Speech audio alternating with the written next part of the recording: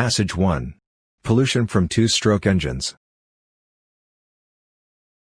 Mary Jane Ortega, the mayor of San Fernando City in the Philippines, knew that her city was choking. The cause? Air pollution, especially pollution from two- and three-wheeled vehicles like scooters, motorcycles, and tuk-tuks.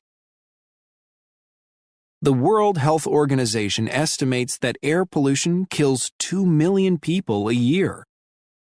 While big vehicles often get the blame for it, much of the blame in Asia really belongs to the little guys. Small vehicles with two-stroke engines put out huge amounts of dangerous gases and oily black smoke. Cars with their bigger four-stroke engines are actually cleaner and do less harm to the environment. In fact, one two-stroke engine vehicle can produce as much pollution as 50 cars.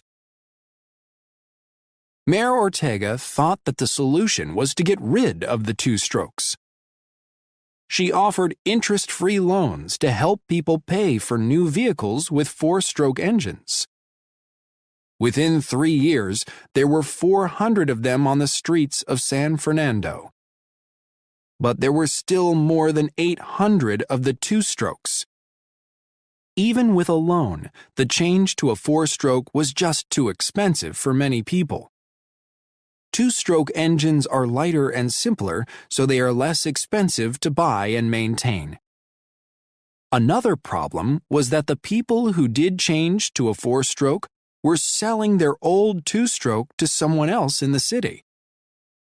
The loans had led to no decrease in either the number of two-strokes or the amount of pollution. San Fernando needed another solution, and it had to be cheap.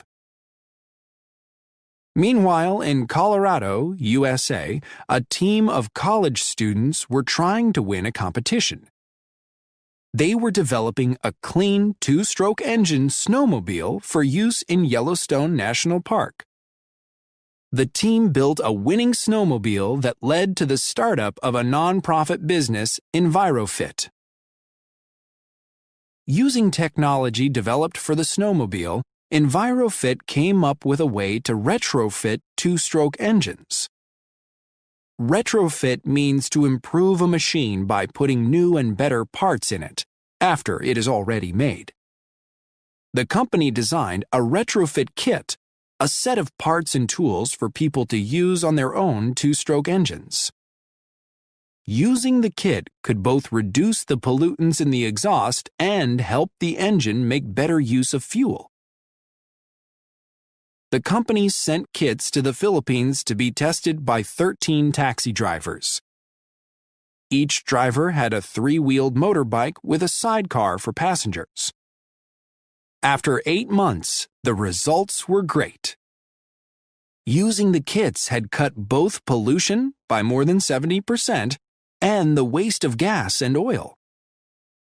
Saving money on fuel turned the taxi drivers into believers.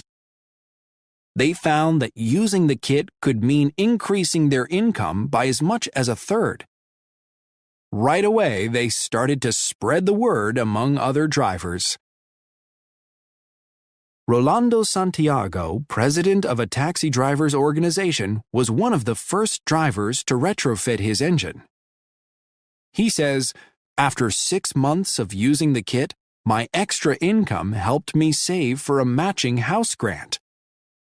I rebuilt my home and my neighbor's home, which provided better housing for 6 families." Santiago's story gives one example of how better air can lead to a lot of other better things. Few two-stroke engine vehicles are in use in the United States. However, the United States has good reason to care about the harm these vehicles do.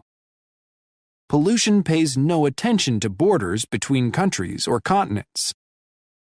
For that reason, the U.S. government has spent thousands of dollars on kits for cities in India and other parts of Asia that have major air pollution problems. Pollution in India or the Philippines is not just their national problem.